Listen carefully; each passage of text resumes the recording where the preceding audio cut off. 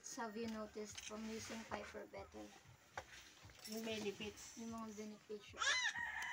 Unang-una, dyan sa ICMO is nakakatulong kasi siyang makagaling ng sugat.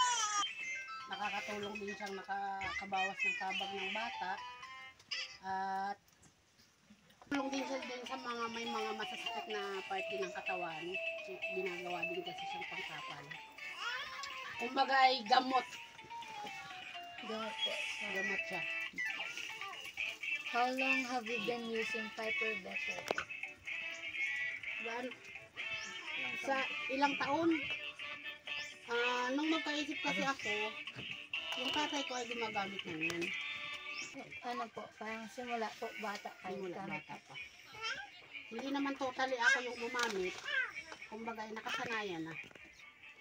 Who introduced you into using Piper Better? Magulang. Are there specific ways you prepare Piper Better before using? Specific ways. Okay. Kumbaga ibang pamamaraan Okay. bago gamitin.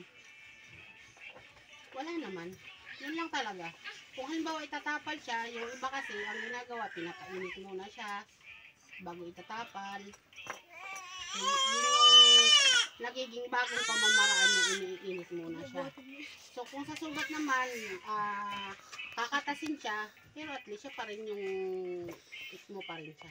Yun ba po yung may dinidikdik sa tingting? Oo.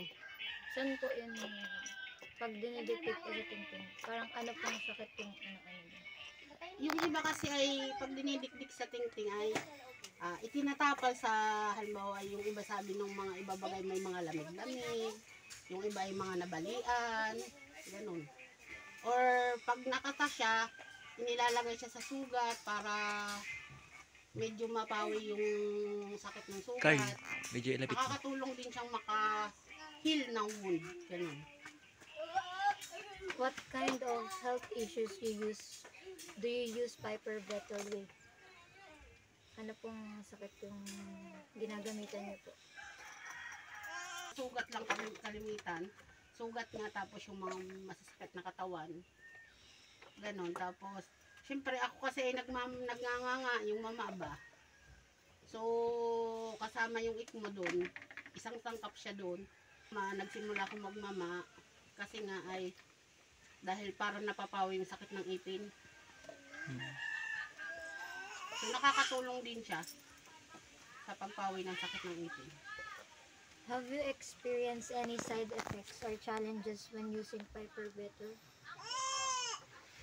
Yung malalang experience naman sa paggamit ng ICMO ay wala namang masyado. Kaya lang syempre mayroong tunay na ICMO, medyo maanghang siya. May side effects po yun pag ginagamit? Wala naman. Wala po. Para sa akin wala. Hindi ko alam sa iba. Depende po sa... Depende siguro sa nagamit.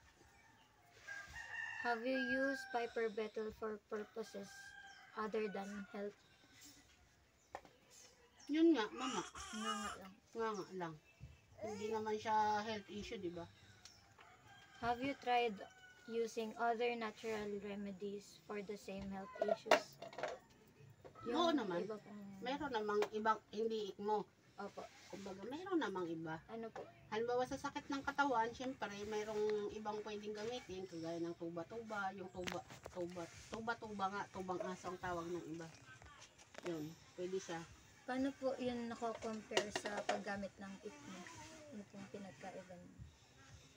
Hindi ko naman siya maiko-compare. Kumbaga, kung walang ICMO, may tuba-tuba, di yun ang tuba-tuba. Kaysa maghanap Kapag pa pa. kapag lang po hindi po Oo. available. Oo. Do you think Piper Better is a good medicinal alternative? If so, would you recommend it to others? Sa akin ay masasabi kong okay siyang alternative na medicine.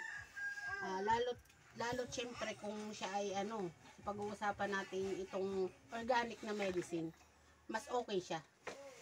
Mas okay kasi yung organic kaysa dun sa mga scientific na medicine kasi, di ba, alam naman nating marami na siyang halong mga ibang At least, siya, pure siya. Natural. Natural. Nare-recommend niyo po sa iba? Oo naman. Yun lang. Yun lang. Thank you, tayo. Sige po.